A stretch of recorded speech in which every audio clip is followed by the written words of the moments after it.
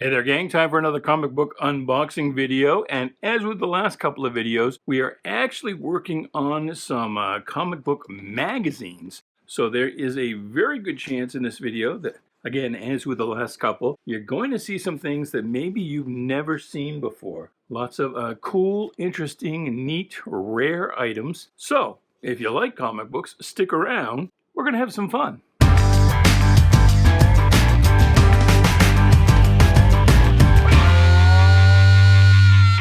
Hey there, Bubby. Welcome to Shanghalla. My name is Duke, and this is an unboxing video. So, yeah, like I said in the cold open there, we are continuing with our trend from the last couple of videos of magazines. This particular box looks like it has some books in it as well, or maybe some trade paperback kind of things. They all look to be not recent. I mean, judging from the top, they look to be, 70s, Bronze Age anyway. So yeah, I think we're going to continue to see some things that, again, maybe you've never seen before. We've definitely been seeing things that I've never seen before. So, well, oh wow. This thing I pulled right off the top. Let's not waste any time. Please like, share, subscribe, comment, do all the groovy things. And look at this. So not everything in these boxes is a comic book. This is just a regular magazine. And this is a fairly early TV and Screen Life. 9 exciting picture pages of young Hollywood stars. And there's a young Elvis. I don't know if that's, shoot, I can't remember his wife's name. What's his wife's name? Or if that's just some random fan. Interesting. What year is this? Does it say? 1960. Volume 3, number 6, February 1960. So it's a couple of years into Elvis's tenure. But we got some articles and some pictures. There's Elvis Wants to Hear From You. My goodness. Who wants a girl who's easy? Well, me, for one.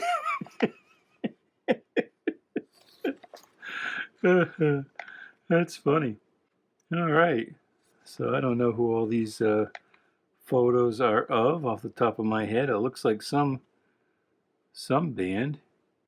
Some band with a female lead. Oh, actually, is this... I was going to say, is this a Dobie Gillis thing? I have no idea. Paul, Frankie, Fabian, question mark? This is just the weirdest thing. Well, if you like teen idols of the early 60s, there's some Dobie Gillis right there. There's pre-Gilligan Bob Denver. Huh. Well, that's something else. Elvis's Wedding Day, Movie Teen Illustrated, special Fabian issue. December 1959. Wow. Teen. Yes, no. Dating Another Faith? Can it be done? November 1959. Huh. This is neat stuff. Well, so there's a couple of things in this box that aren't actually magazines, but we'll put them up on the eBay. We'll see how they do. What is this? Propax Film Protector is what the bag says. So this is not an actual comic bag. It's some kind of film protector with a big old fingerprint on it, which I presume is not an actual fingerprint. Savage Sword of Conan number 1, so that's cool. We saw about 12 number 2s in the last box. There's number 3. Savage Tales featuring Conan. That looks like a Neil Adams cover. With Kazar as the second startling feature. Now in full color. This is the Spectacular Spider-Man. I think that's the second issue. And you got to check, because there are a couple different printings of this, I believe. But that's a magazine, a color magazine that Marvel tried for a while. And I was right, there are some actual books in here. This isn't very high grade, but this was kind of a big deal when it came out. It's a big encyclopedic book reprinting a lot of the early origins, Golden and Silver Age of the DC heroes. So it's much like the Origins of Marvel Comics and the Son of Origins of Marvel Comics. Huh. Neil Adams cover. It's not very high grade, and a matter of fact, the cover is taped up here on the bottom, but it's still a pretty neat book. What is this? Starreach Greatest Hits. Starreach was a fairly well-regarded magazine. This looks like some collected stuff. Looks like there's some Howard Chaykin and other stuff like that in here. More Howard Chaykin. The Sword of Heaven. Huh. Interesting. That's an early trade paperback. Batman. Batman, Son of the Demon. By Mike Barr and Jeffrey Bingham. Is that a... I think this was a hardcover first, before it was a trade paperback. What printing is this? This is a fourth printing. You can tell with books, they have these numbers here on the bottom. Do you see that? 10 through 4. So if it was a first printing, it would also say 3, 2, 1. This is the fourth printing because the 1, 2, and the 3 are missing. But this is technically the first appearance of Damian Wayne. There he is on the back cover. And this thing was early 80s, mid 80s, 87. So Damian appeared, and then they did nothing with him for a while, long time. They just sort of left it out there, just kind of hanging. And I guess in this, he was adopted by this couple. But when he came back, he would have been raised by Talia and Ra's al Ghul and the League of Assassins. But that is, and there's Talia right there. And Raz, or Raish, depending on what pronunciation you're using. But yeah, that is the first, although it's a fourth printing, that is the first appearance of the Damian Wayne Robin. Time Beavers. First comics, graphic novel. Timothy Truman, you probably know from his westerns, Jonah Hex and other things. I believe he was also Grimjack. But that is your basic barbarian space marine pandas.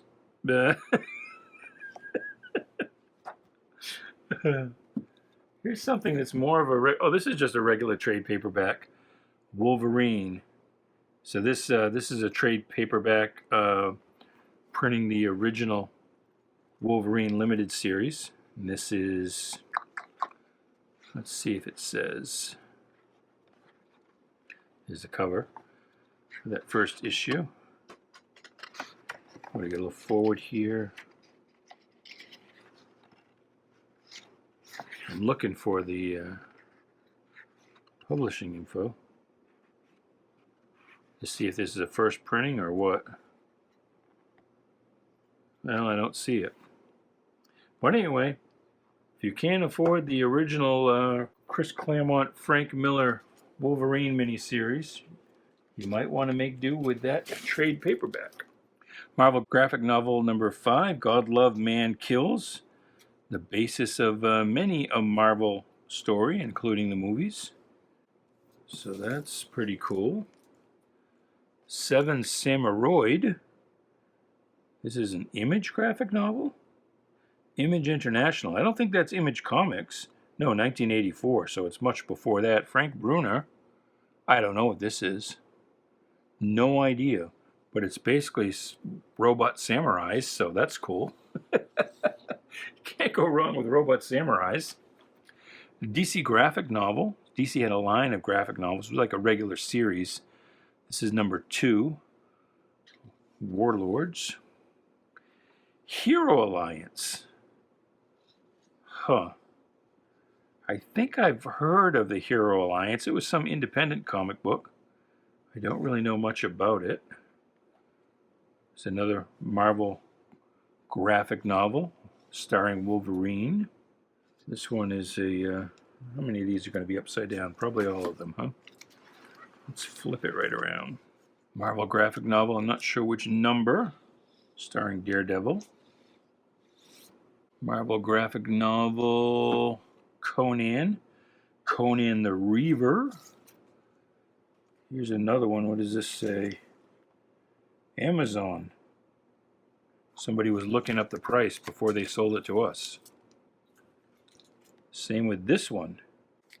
Same with this one. Let's see what printing this one is. This one's actually in a little better condition as well. That's a first printing. And it even says first printing. Can you see that? I'm holding it on camera, right? Now again, I can't remember if this was a hardcover before it was a trade paperback. But it's at least the first printing of the trade paperback. And again, first appearance as a baby of Damian Wayne. Or the character who would become Damian Wayne. So there's another Marvel graphic novel, number 19, with Conan. This one doesn't have an issue number on it. Nor does this one, but it is Killraven by Don McGregor and P. Craig Russell. That's pretty cool. Star Slammers, a Marvel graphic novel by Walter Simonson. And that's neat. It was kind of right at the height of his Thor fame. This is pretty cool. So National Lampoon, they did this parody of a 1964 high school yearbook. The yearbook was the Kaleidoscope, 1964. And it's a fairly famous thing. And well, I guess you got to hold it, got to do it this way.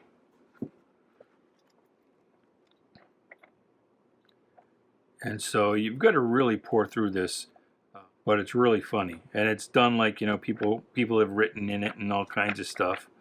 There is a movie.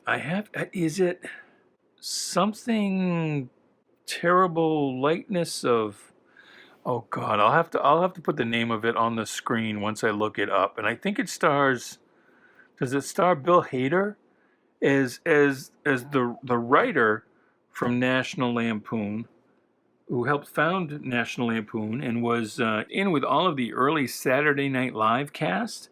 And it's kind of a sad story. He was sort of, I guess, kind of manic depressive. But it is a good movie. But there's a big section of the movie that deals with this, and this was really kind of the thing that got National Lampoon off the ground, because it was kind of just sort of, you know, teetering on the edge. And then from this, they went on to the vacation movies and Groundhog Day, not Groundhog Day, Caddyshack. Yeah, the one with Bill Murray and the Gopher. Is that Caddyshack? I don't think I've seen it in 30 years. But anyway, that's kind of a big deal. If you're into that kind of thing, that book is a big deal. And here is the National Lampoon Encyclopedia of Humor. So that's a big book. Here's 2 of them. Modesty Blaze. She was something that really should have been a lot bigger than she was. This, unfortunately, is a price sticker on the cover. But it's kind of like a take on Diana Rigg. Matter of fact, actually, it was a comic strip. It was a newspaper strip. So very, very nice art. Who did the art on this? Who is that? Well, it is Romero, I guess. Illustrated by Romero. Here's another one of those, and actually here's 2 of them. The National Lampoon high school yearbook parody. Some of them look like they actually are, by the condition, 1964 yearbooks. A Marvel graphic novel, Doctor Strange, Shamballa. I've never even heard of this. Never. Had no idea this existed. Huh. The Mutants by Bernie Wrightston. Huh. Something else I never heard of. The King of the World. So this is elves on the Titanic, maybe? Oh, it's Wally Wood. Look at that. It also has a price sticker on the cover, unfortunately. Seagate Distributors. Seagate was an early distributor. Has this got pages loose or something? Something weird going on here. Yeah, it's got a page loose, unfortunately.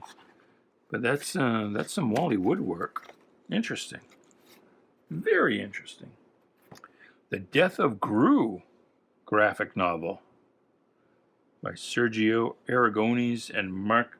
I always said Evanier, but I've heard people say Evanier. I've heard it pronounced all different ways. And he always says people don't know how to pronounce his name, but I've never heard him actually say it. To kind of help us all out, you know? But I've always pronounced it Evanier, as in he is more vain than you, Evanier. National Lampoon, the 199th birthday book. They've got her breastises hanging out. And her bottoms is too. That's crazy. That's another big parody book. I wonder how these will do. These might be things that I'll have to do as fixed price items. There might not be enough demand, although they have value enough that it would be hard to let them go at an auction and see them go for like 99 cents.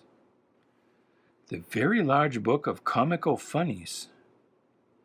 National Lampoon, an adult comic.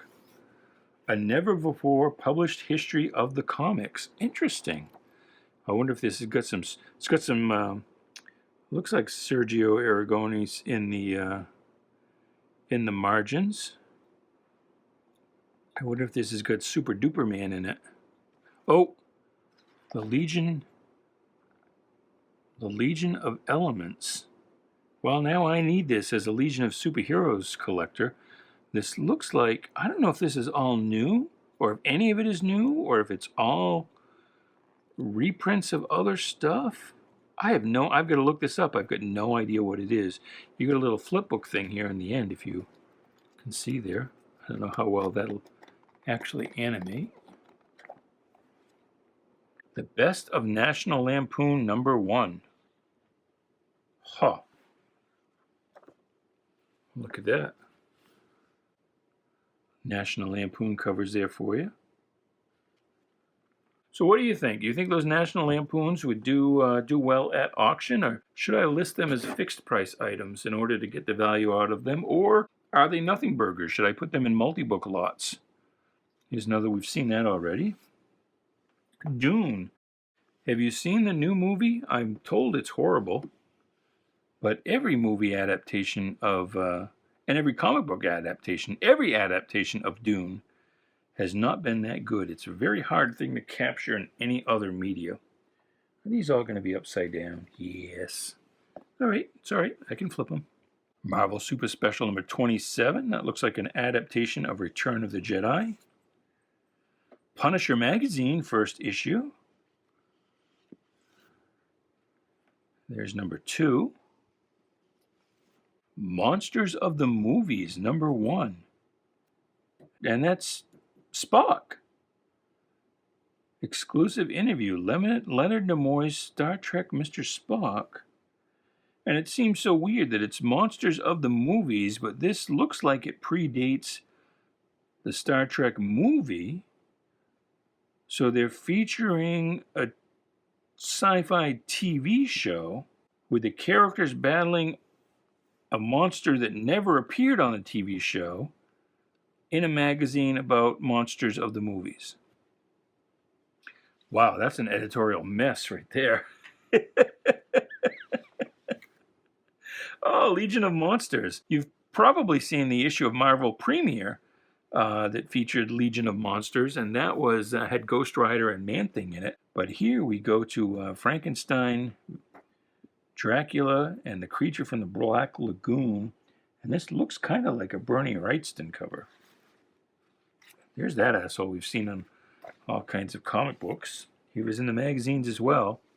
Star Trek Weekly, number 21, 1978, 10 pence. So that's a British book. Here's an adaptation of The Empire Strikes Back, Marvel Super Special magazine. Oh, cool. This is kind of neat if you've never seen it.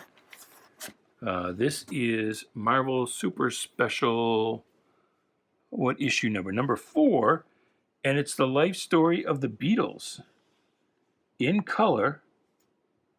Nice, nice painted cover here, but I think, is it George Perez art inside? Who's the artist? No, I guess not. Don't know who the artist is. Maybe here at the beginning we'll tell us. Oh, it is George Perez. Oh, that's why it looked different. Klaus Janson. Klaus Janson has a very unique inking style that tends to overpower whoever he's on. And yeah, so that is George Perez, but it doesn't look much like Perez with Klaus Janson inking.